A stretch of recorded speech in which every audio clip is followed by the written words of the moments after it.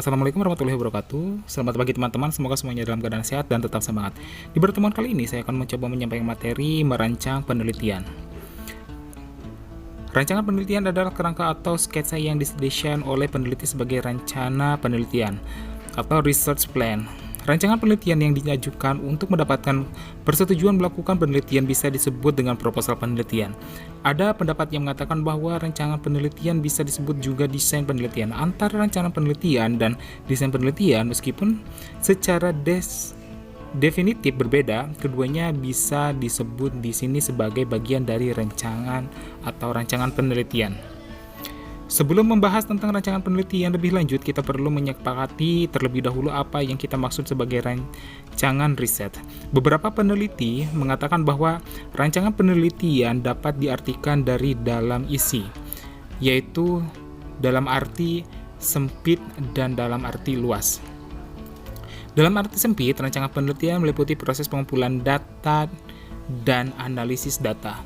Dalam arti luas meliputi keseluruhan proses penelitian dari rencana sampai dengan laporan. Pembahasan tentang rancangan penelitian di postingan ini akan berangkat dari pengertian dalam arti luas. Pengertian rancangan penelitian. Sebagaimana yang telah disinggung di atas, rancangan penelitian dapat didefinisikan sebagai sketsa atau kerangka spesifik yang didesain oleh peneliti yang menggambarkan rancangan proses penelitian secara keseluruhan.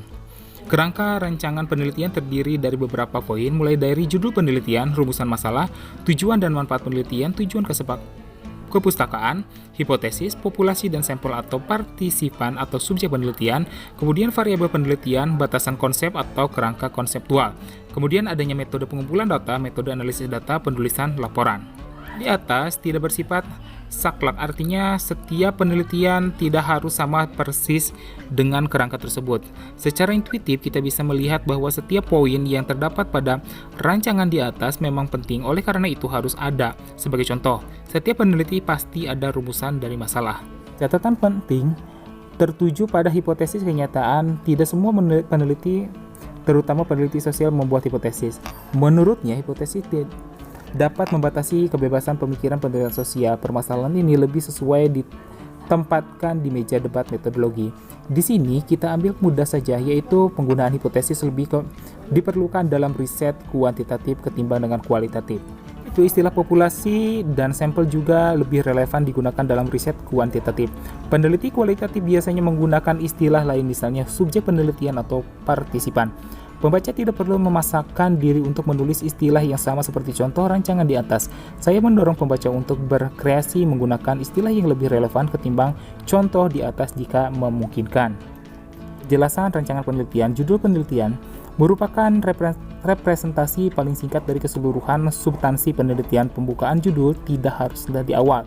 Saya pribadi sering suka membuat judul di akhir ketika laporan hampir selesai. Namun, demikian saya selalu membuat judul-judulan untuk membantu mengingatkan tentang isi penelitian yang sedang dibuat. Sebenarnya ada beberapa tips membuat judul penelitian yang baik, bagaimana yang dijelaskan di buku-buku, seperti terjangkau oleh kemampuan peneliti, menarik minat pembaca, menggugah rasa penasaran pembaca, relevan dengan isi, dan seterusnya. Tips di postingan ini hanya satu, yaitu mempresentasikan dari isi. Pada praktiknya, tidak mudah membuat judul. Tutorial cara membuat judul yang baik bisa jadi unfaedah jika pembaca tidak pernah mencoba sendiri, membaca ulang, mencoretnya, membuat judul baru, mencoret lagi, sampai merasa klik.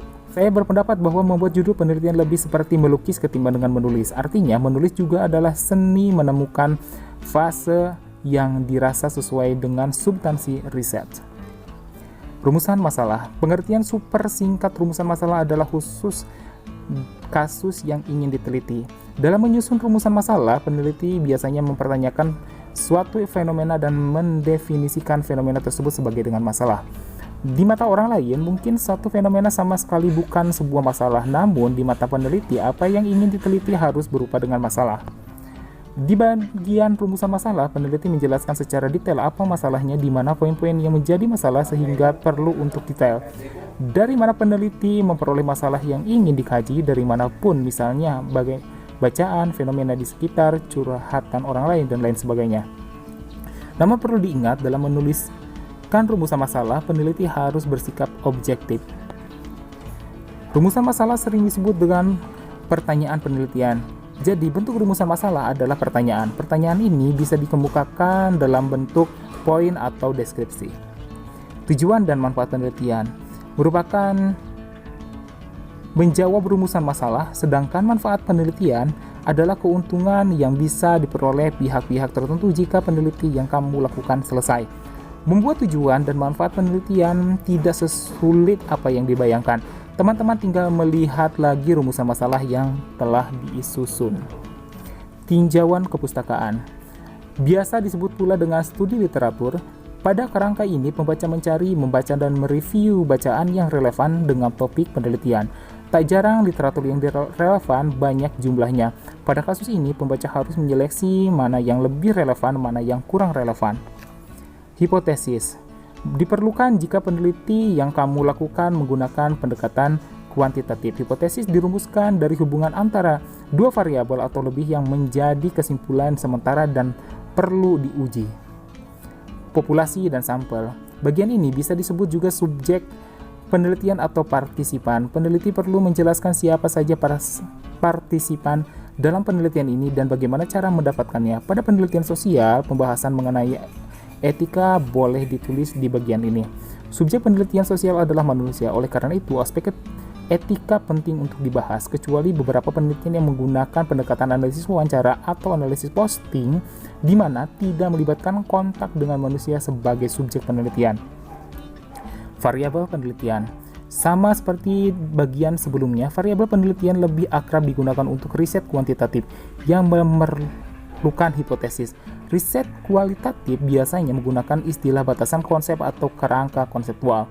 Definisi antara konsep dan variabel memanglah berbeda. Variabel lebih detail dan bisa diukur ketimbang dengan konsep.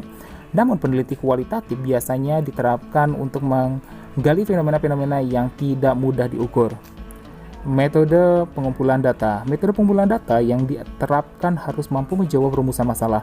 Jadi, tugas peneliti di sini untuk memilih dan memilah mana metode pengumpulan data yang relevan. Relevansi metode pengumpulan data sangat tergantung pada rumusan masalah yang dirumuskan.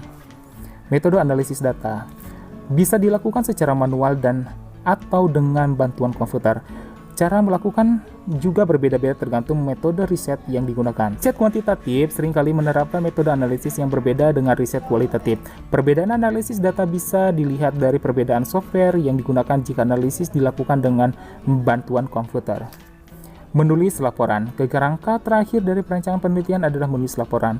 Penulisan laporan penelitian disesuaikan dengan penelitian apa yang dilakukan. Jika peneliti skripsi, maka penulis laporan harus sesuai dengan skripsi, bukan tesis ataupun yang lainnya. Terima kasih sudah menyimak materi di pertemuan kali ini. Semoga bisa bermanfaat dan sampai bertemu lagi di pertemuan selanjutnya. Wassalamualaikum warahmatullahi wabarakatuh.